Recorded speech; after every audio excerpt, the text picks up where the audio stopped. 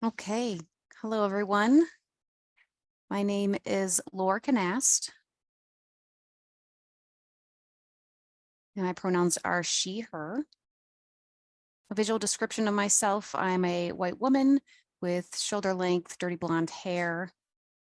I'm wearing my glasses. I have a black shirt on that's short sleeve. I've got some long earrings on with different colors on them. My background is a mixed gray, dark background. I work here with the National Deaf Center as the Director of Strategic Support.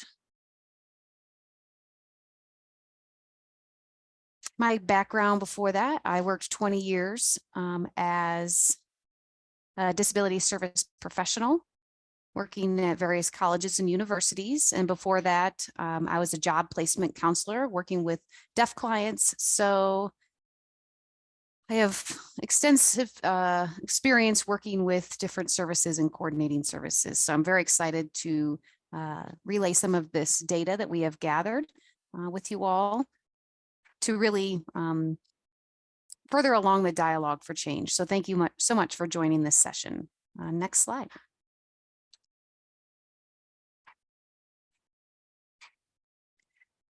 So a quick visual description of the slide you see here. On the left-hand side, there are 4 circles. Those are identifying different data sources. One was a graph bar, pie chart with line, with dots. We have another one with a dialog box. Then we have 3 different chat dialog boxes on the right. So for the purpose of this presentation and this conference, taking in consideration the access, inclusion, and belonging for deaf students, data and dialogue are 2 very essential tools for addressing inequities within college environments and changes that are needed. So the data provides some insight and magnification of where the root problems of the present climate are, and then how those actually impact deaf students in terms of feeling connected, accessing campus. And this data is more like a catalyst for initiating dialogue with the aims in transformation and changing the system. To learn more about transforming structures, those different policies and procedures, relations, attitudes, and biases that are quite pervasive, I recommend watching Tia Ivanko's session titled Shifting Practices. Data and dialogue together then can support developing action items and setting strategic plans to improve campus climate.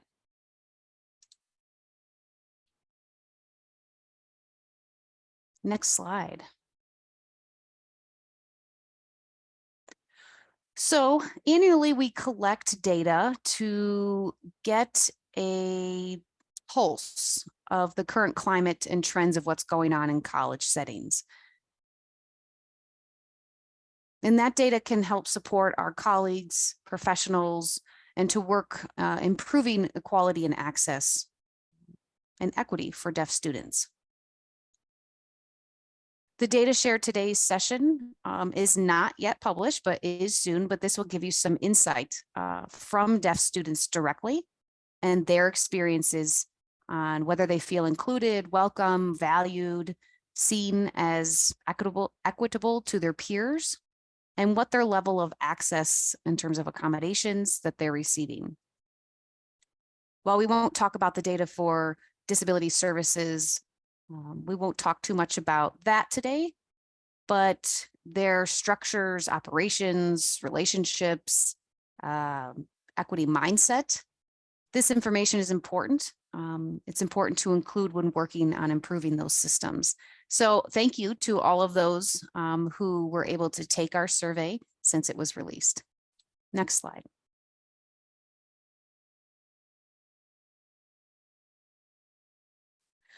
So We will be talking about the Deaf Postsecondary Access and Inclusion Scale, DPAIS. That was developed by our research and data team with input from experts, from those with lived experience who have had these personal and professional experiences related with this subject to ensure that we're capturing data to support reducing those educational gaps for deaf students impacted by the system within those college and university settings. In keeping with the conference, this theme is about access, inclusion. We wanted to give you some context on how those different areas can be identified and considered. And maybe you can assess within your college and university of where these areas are impacting deaf students. NDC disseminated this survey across the US and territories in 2022 and 2023.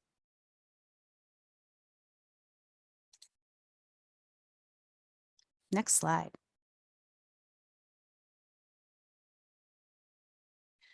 So for this survey, the DPAIS, it is reflective of only 194 deaf students from 65 different institutions nationwide. As you can see here, we have 55% reported additional disabilities, 49% identify Black, Indigenous, or people of color. Third point here, 11% identify as transgender, non-binary, or both. 28% are first-time freshman students. 23% are transfer students. 15% are graduate students. And 2% we have international students. 21% are first-generation college students. And the last point here, 28% have support from VR. So we have a good wide range of survey participants. Next slide. So we wanted to give you a sense of the campus profile regarding staff, personnel, those who work directly with the deaf and hard of hearing students, or whether there are programs or services that have an understanding or have a strong awareness of deaf people, the culture and the linguistic characteristics, the range of communication preferences, the educational experience, home family settings, and whatnot. But this data does not include Gallaudet University or NTID, the National Technical Institute for Deaf in Rochester, and RIT. So what we have here are dedicated staff for deaf students. We have 67% access staff, which is discipline services professionals. Second point here is 35% are advisors. And then we have 30% tutors. And then deaf on campus, we have 55% ASL classes that are offered, 33% ASL clubs, student clubs that they have, and 32% of deaf education or ASL deaf studies major.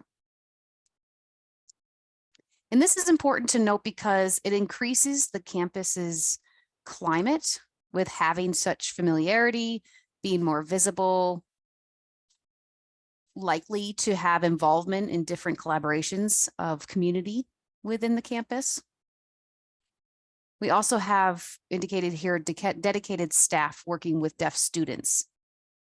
If deaf can empathize with the students, serve as mentors, be role models, and to help those students along in their journey if students are facing different challenges and whatnot.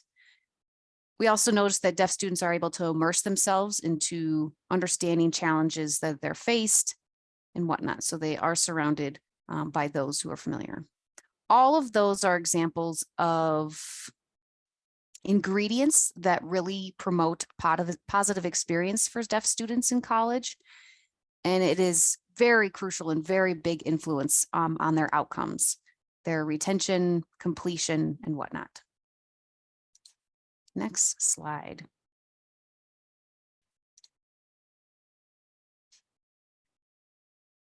So within this survey, we had 17 statements, and then the students would respond using a Likert scale. And I will share some examples of the 3 categories identified by our research team that covers access and inclusion from deaf students in their experience.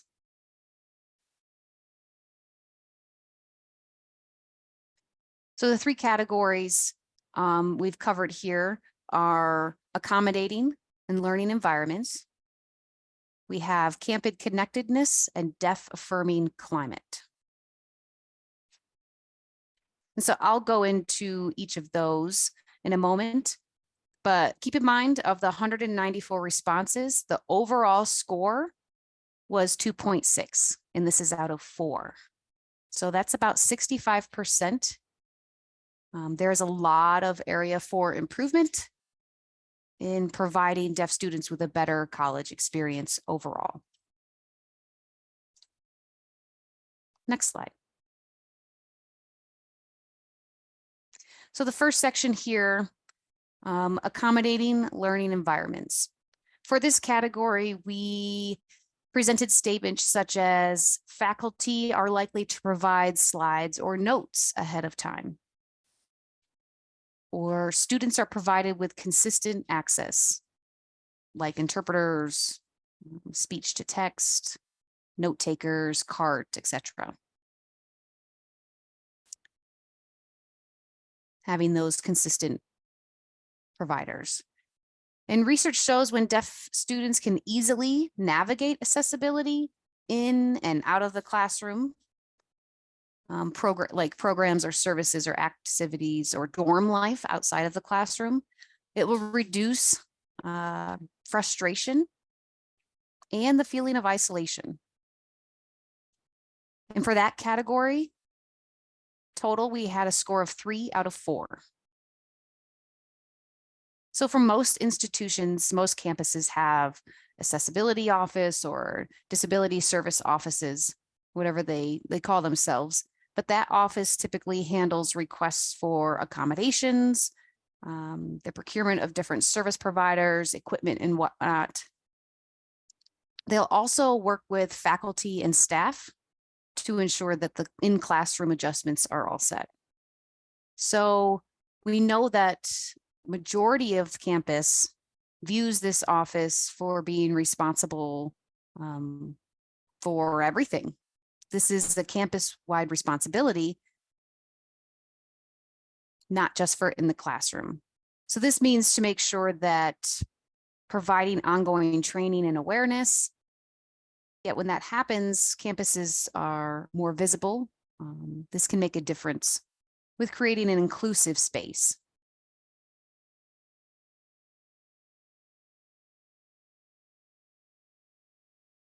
But at the same time, most offices and departments do not even realize they contribute to access barriers. And once they become aware of them, they actually don't know what they can actually do to change and provide access. One example that we have seen is departments will show a video or program orientations on their website. Or maybe they'll post something on social media or make an announcement on the video on campus. And that video does not have captions and it is not accessible. So try considering that and maybe taking a universal design approach in making all of those videos accessible for everyone. Next slide.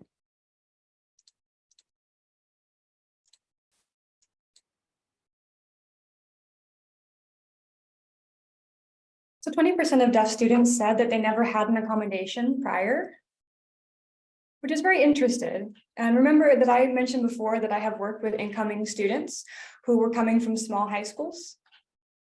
They often sat at the front of the classroom, and they managed to get by in that setting. Yet when they arrive to a college classroom setting, as many of you know, faculty speak very fast. There's much less one-on-one interaction. There's a lot of technical info. So in my role at that institution, I had to really encourage deaf students to try speech-to-text services to see how that might work for them. They could try CART services or TypeWell or CPrint, for example. So I would give those examples out to them to try, but many of them weren't even aware of what those resources were. So I would show them examples. I would show them what it looked like, describe how the system worked. Many of them, after using it for about a week or two, shared that they didn't realize how much they were missing and wished they'd had it in high school.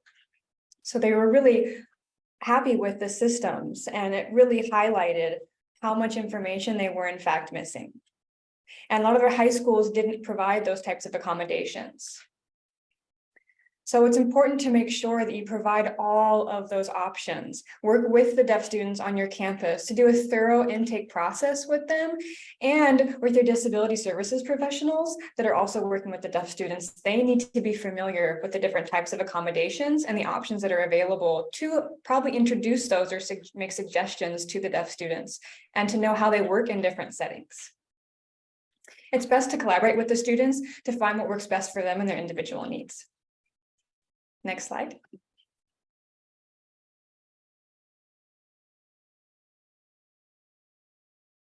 "63% of deaf students report the Access Office will likely respond in a timely manner." Examples of what this could look like: a deaf student will submit a request for interpreting services to participate in a campus activity, and then they'll be waiting to see if they do in fact have services or not. It's getting close to the event time. They're hoping that the office is going to let them know that they do in fact have the services they've requested and they can actually attend the event. They need to know whether they should actually take the time to go or not, plan it into their schedule. Or some concerns that the students have is that the professors are not going to be willing to use a lapel microphone, for example. You have a remote CART system, so someone in another location providing remote CART services, the teachers in class providing the lecture. This class is a Monday, Wednesday, Friday class. And that's going to impact if the student provides less than 48 hours notice and needs support quickly. So again, the student is hoping that the office is going to respond to them. So communication transparency is vital. You don't want your students to be re-experiencing trauma of lack of communication or consistent barriers that are faced in their daily interactions. It's very exhausting. So please take an active role to reduce the worry, the frustrations, and all of the energy and the time spent that the deaf students need to manage and access needs on top of the responsibilities they already have as a student. It's a good way to show them that they're being seen, that their concerns are being addressed. Next slide.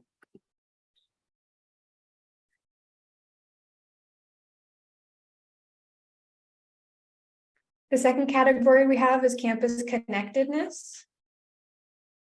For this category, we asked deaf students to rate and share. Are they likely to feel welcome engaging in conversations with classmates? And are they likely and comfortable enough to ask for help from their peers and their friends? And this received a score of 3 out of 4. We recognize that students having a sense of belonging and connecting with peers and with faculty is a big part of the college journey.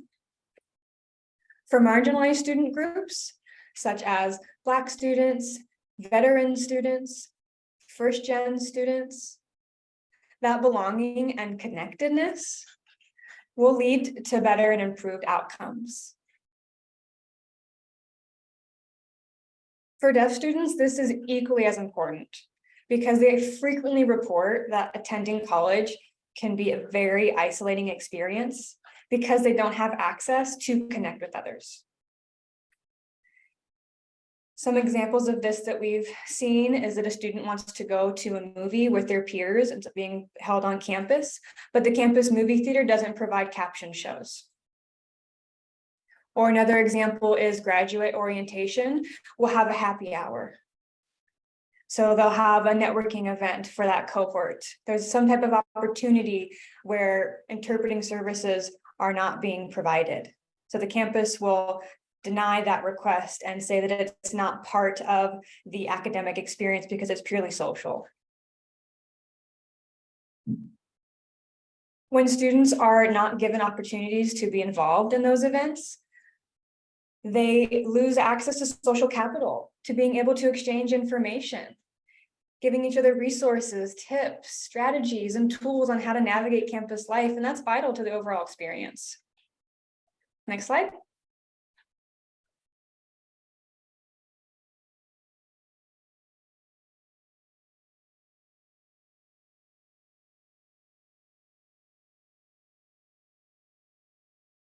Deaf students participating in campus activities rated a 36% as being likely to attend those campus activities.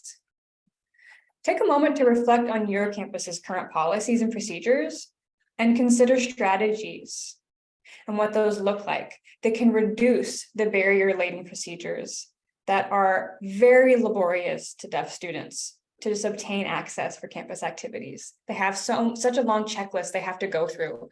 What can be done to reduce that checklist? We've seen often from colleges that have a decentralized system that can be challenging for deaf students. They're wanting to go to a specific activity, and the host of this activity will tell them that they don't have the funds allocated to provide accommodations. It's not their responsibility with that department. So then they're referred back to the Disability Services Office because they don't have their own allocated budget to provide accommodations for that activity. So we've now lost the student from feeling like they can openly participate. So rather than having it feel like a burden and considering future activities, we want to make sure that they feel like they're able to be involved in any activity they want to. It can be a really frustrating experience. And again, that happy hour master's degree cohort program example that I gave, it might not be a required activity necessarily, but that still takes away an opportunity again for social capital. So while it's not a required event, it strips away those opportunities and it results in feelings of isolation and not being welcomed. Next slide.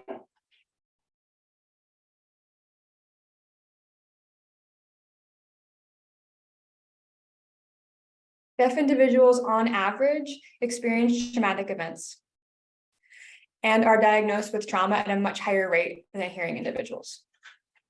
4 out of 10 deaf students report having a mental health disability.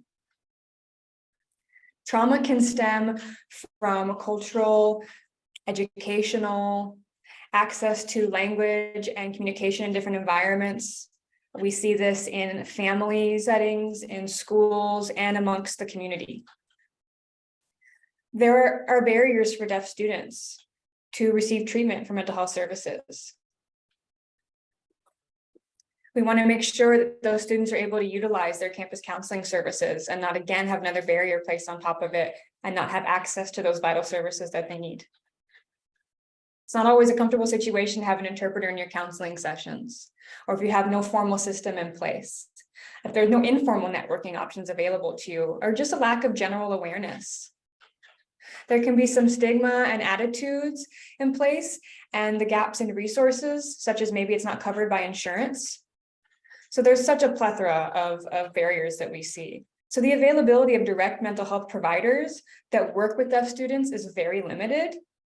Look into if your college has connections to these resources for deaf students who might need that mental health support, and if you can incorporate those. Next slide, please.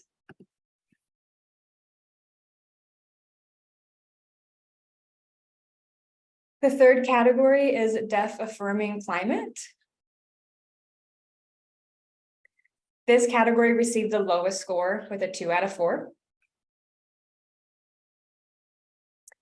Several research studies that have been conducted have found that creating culturally affirming spaces improves students' academic and social well-being. Does your college foster a sense of community, a sense of mentorship for deaf students? These are good questions to ask yourself. Is there a Deaf Awareness Club on campus that is led by deaf students? This is a great way for deaf students to connect with other deaf peers, to build relationships and friendships, and to receive guidance from senior deaf students who have successfully navigated the college experience. Does your campus recruit deaf faculty? Do you invite deaf speakers? Are you promoting a raising of awareness? Or do you employ a coordinator or a counselor that has knowledge and experience in how to work with deaf students? Faculty and staff that are proactively affirming deaf students' cultural identities, their assets that they bring to the campus shows that it reduces the harmful experiences and those traumatic and re-traumatizing students from these occurrence of microaggressions. Next slide.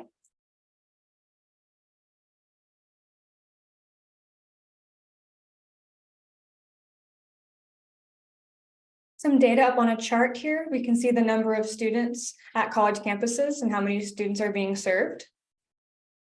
And what you can see from this chart is that more than half of college campuses have 10 or more deaf students. Then at the same time, we have 24% of deaf students saying that they've never had a deaf classmate before. So where's the peer connection? We see that's a large gap.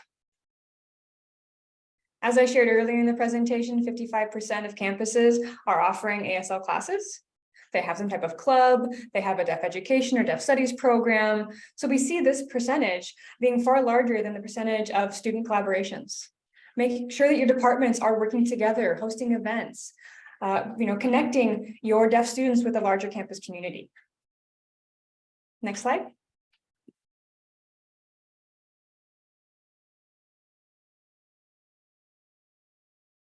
Colleges and universities with more than 100 deaf students had higher deaf affirming climate scores.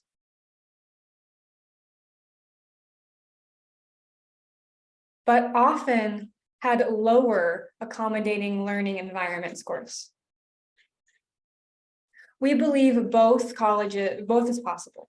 It's possible to have, you can see on both ends, you can provide the best parts of accommodation for learning environments, and you can have colleges with less than 100 deaf students and have that still be true, still be providing an affirming climate for your deaf students.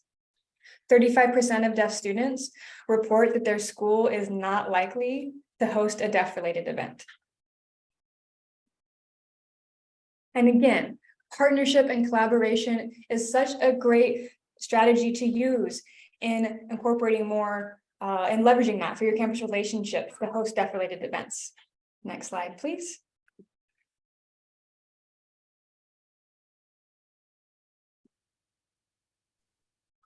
So the takeaway for this really is data can be really supportive in our action plans and figuring out what your goals are, identifying your goals, prioritizing, and really including that lived experience of your students within that process. And then an action item that you can take away. First, you can think about identifying where those gaps currently are, leveraging resources and support from other campuses as well, and then creating connections for inclusion. Lastly, establishing and sustaining those collaborations. I've got an example that I'd like to share that really hits on all four of those points. I'm currently working with a community college right now, and they shared with us that they've identified that they want to meet other deaf students, but there's a lack of that going on currently. So in the fall, the Deaf Services Department decided to establish an event where deaf students could meet each other monthly. It was a social hour. They planned to partner with the disabilities office. And it's just an hour of social gathering. They had 15 students register, or excuse me, it's 15-minute activities. And during registration, it's an opportunity for individuals to join where they could have study partners and peers and really take advantage of getting to know one another for that particular class. And they had a lot of dialogue about it, and it worked out quite well. And it really ended up benefiting both deaf students to have current connections, but additionally, it also helped the Deaf Service Office because that course was able to align different students.